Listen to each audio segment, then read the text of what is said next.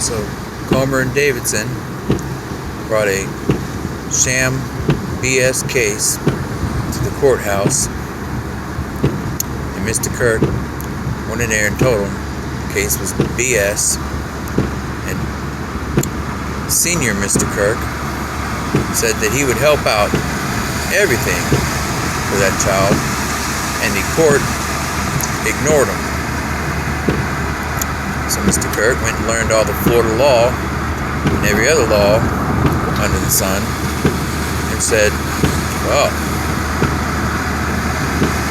looks like Mr. Kirk won the case. They didn't like that. So he says, okay, well, I'll follow this pleading then. They didn't like that. So the judge said Mr. Kirk was sending his office a plethora of faxes, letters, and filings. So Judge George Maxwell III said that they would reserve a whole day in Viera to go through all of those filings and pleadings and hear every one if they needed to. Every one of those pleadings to resolve the issue. Then Comer and Davidson, Miss Davidson said, well, this case is so complex. The only thing that made that case complex is all the filings from the other attorney. Now let's get on to Lillian Clover. Lillian Clover was assigned to my case. The judge told her to use her as my secretary, which means I was the attorney in the case. So I filed all those pleadings, but I couldn't get a day in court to hear any of them. The only pleadings they would hear was from Comer and Davidson, which means the whole case was rigged. Then I get a call from Lillian Clover's legal assistant telling me that they couldn't fight that law firm of Comer and Davidson because they had more money than Lillian Clover. So Lillian Clover's assistant, which worked in psychiatry, told me that Comer and Davidson called their office and threatened to sue them if Mr. Kirk didn't dismiss his pleadings. So I told Lillian Clover's legal assistant, they can't do that because you're not the attorney. They can't sue you. So Comer and Davidson threatened Lillian Clover to sue her if I didn't dismiss my pleadings. That's called witness tampering. It's also called law firm tampering. It's also called when they got Mr. Kirk's files from the federal government illegally. They should have been disqualified from the case, but they didn't.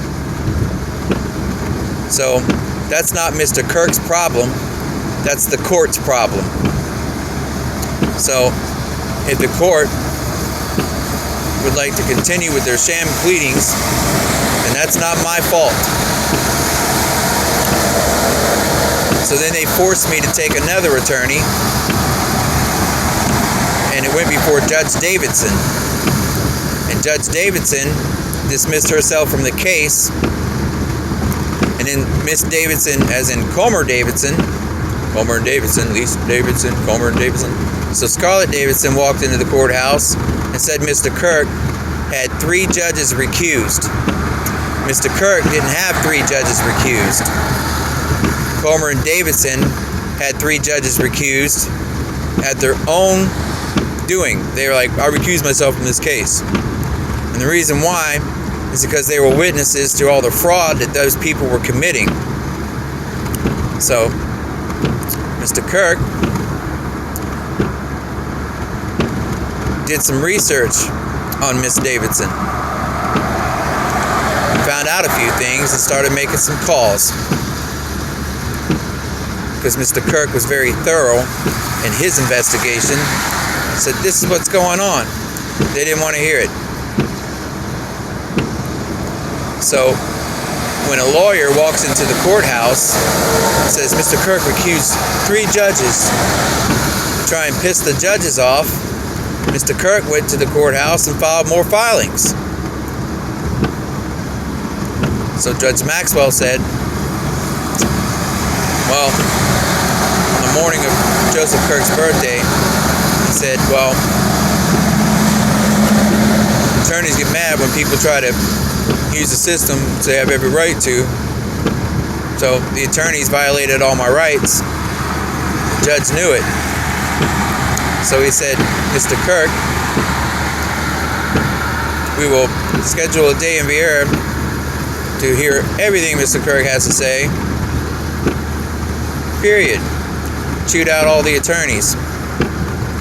Well then, they sent their little spies in with their little bullshit people playing games. So Mr. Kirk said, okay, I'm leaving town. Mr. Kirk left town. He wanted to play more games. So Mr. Kirk said, okay, I'll start the objective review paper. Then Mr. Kirk said, we got problems with Facebook. Mr. Kirk sent a few suggestions to Facebook, then made some framework. As in web framework, like HTML code, stuff like that. So this is how we could fix these problems. So Mr. Kirk has done more for everybody than they possibly could even fathom.